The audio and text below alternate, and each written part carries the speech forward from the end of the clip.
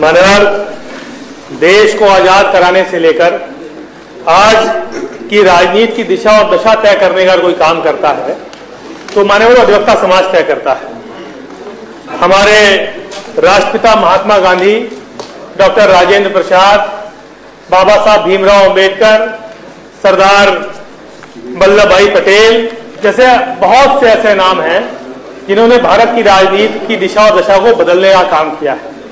और आज की राजनीति में भी माननीय अधिवक्ताओं का बहुत दखल है और हमें लग रहा है कि आज जो हम सब अगर कभी अगर किसी को न्याय नहीं मिलता है तो न्यायालय की शरण में जाता है और न्यायालय में कोई उसके साथ खड़े होने का काम करता है तो अधिवक्ता करता है। मान्यवर नवंबर दिसंबर की कड़ाके की ठंड हो या मई जून का तपता हुआ धूप हो या जुलाई अगस्त में बरसात के मौसम में भी अपने टपकते हुए टीन शेड के नीचे बैठकर अपने मुवक्किल के न्याय की लड़ाई को लड़ने का कोई काम करता है तो माननीय अधिवक्ता समाज करता है। लेकिन आज अधिवक्ताओं के बारे में सरकार का ध्यान नहीं है। माननीय आज कचहरियों में, तहसीलों में न साफ सफाई की व्यवस्था है, न शौचालय की ठीक व्यवस्था है। माननीय महिला अधिवक्ताओं के लिए कोई मूलभूत व्यवस्था नहीं की गई है। आज माननीय अधिवक्ता समाज जिस तरह से रोज कुआं खोद कर रोज पानी पीने का काम करता है और अगर बीमार पड़ जाए मानवर तो कोई व्यवस्था सरकार नहीं कर रही है। मैंने स्पीड के माध्यम से सरकार से कई बार अनुरोध किया कि कैशलेस इलाज कम से कम 20 लाख मांग रहे थे, 10 लाख का ही कर रहे थे। मानवर अधिवक्ताओं का कैशलेस इलाज होना बहुत आवश्यक है, उनके कैशलेस इलाज की व्यवस्था सरकार को करनी चाहिए। मानवर मैं कहना चाहता हूं कि आज अधिवक्ता अपने मुवक्किल की लड़ाई को लड़ने के लिए बड़े बड़े माफियाओं से उसको लड़ना पड़ता है, बड़े बड़े पूंजीपतियों से लड़ना पड़ता है, उसकी जान को खतरा, उसके परिवार की जान को खतरा होता है। मानवर और अधिवक्ता प्रोटेक्शन एक्ट जिसकी बात भी मैंने कई बार सदन में की है और माननीय नेता सदन ने भी हमें पत्र से बताया कि हमारे अनुरोध पे उन्होंने एक कमेटी भी बना दी, उस कमेटी का पता नहीं चल रहा। मानवर अधिवक्ता प्रोटेक्शन एक्ट लागू किया जाना जनहित में बहुत आवश्यक है और मुझे पूरा विश्वास है कि मानवर इसकी जो व्यवस्था राज्यपाल महोदय के भाषण में नहीं हुई है लेकिन शायद सरकार सुनने का काम करेगी। अधिवक्ता कल्याण टिकट का 4 अरब रुपए मान्यवर 4 अरब से भी ज्यादा रुपया सरकार के पास पड़ा हुआ है लेकिन उसका उपयोग भी आज नहीं हो पा रहा। मान्यवर डबल इंजन की सरकार है।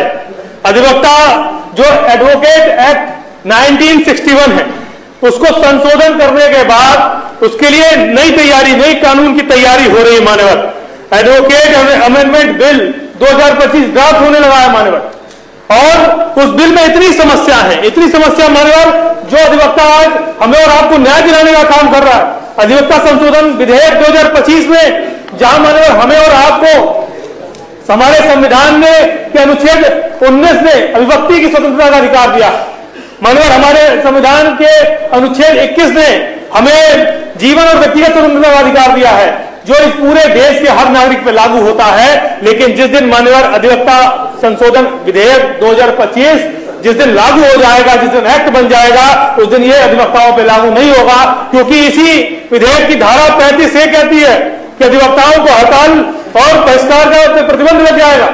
मान्यवर ये सोचने की बात है। साथ ही साथ अगर अधिवक्ता बहिष्कार और हड़ताल करेंगे तो उनको राज्य एडवोकेट रोल लिस्ट से हटा दिया जाएगा जो इस प्रस्तावित धारा का 26A के अंतर्गत दिया गया। मान्यवर विधेयक की धारा 35 में वकीलों पे 3 लाख रुपए तक अनुचित जुर्माने का प्रावधान किया गया। मान्यवर विधेयक की धारा 36 में वकीलों को तुरंत निलंबित करने का भी अधिकार दिया गया है। बिना उचित जांच के किसी को निलंबित करना मान्यवर एकदम न्यायपूर्ण है।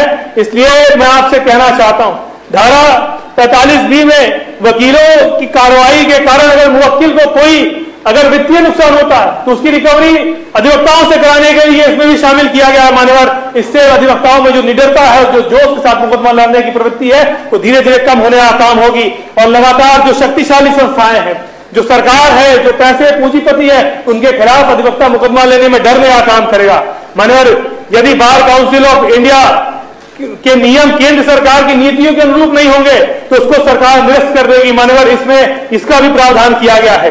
बार काउंसिल ऑफ इंडिया में सरकार के मान्यवर पहले 2 सदस्य हुआ करते थे, इसकी धारा 4 से अब इसमें सदस्यों की संख्या भी सरकार अपना बढ़ाना चाहती है, हस्तक्षेप बढ़ाना चाहती है, 3 सदस्य करने के इसमें प्रावधान किए गए हैं।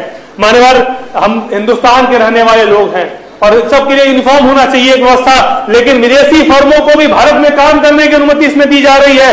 और साथ ही साथ ये धारा इनके 49A1 में लिखा हुआ है, मान्यवर 3 या उससे ज्यादा 3 वर्ष की सजा किसी अधिवक्ता को हो जाए तो उसकी वकालत उससे प्रावधान है कि उसको हटा दिया जाएगा, जो धारा 24A और 24B में दिया है। मान्यवर इससे ये बात स्पष्ट होती है कि लगातार ये सरकार अधिवक्ता विरोधी सरकार है। और मैं आपके फीड के माध्यम से मांग करूंगा कि कहीं ना कहीं से हमें और आपको मिलकर डबल इंजन की सरकार है, अधिवक्ताओं के हित में सोचने का काम करना चाहिए था, जो सोचने का काम नहीं कर रही है। मुझे पूरा विश्वास है कि आज फीड के माध्यम से जो राज्यपाल महोदय के भाषण मुझे बोलने का आपने अवसर दिया है, मुझे पूरा विश्वास है कि आने वाले समय में ये सब संशोधन से हटाने का काम होगा और संशोधन की कोई आवश्यकता नहीं। मान्यवर 1961 में जो एडवोकेट एक्ट बना हुआ है एज इट इज लागू रहना चाहिए, उसका संशोधन नहीं होना चाहिए। इन्हीं शब्दों के साथ मैं राज्यपाल महोदय के अभिभाषण जो झूठ का पुलिंदा सरकार ने पढ़वाने का काम किया है उसका विरोध करने का काम करता हूं। बहुत धन्यवाद। आपका भी धन्यवाद, आपने समय का आपने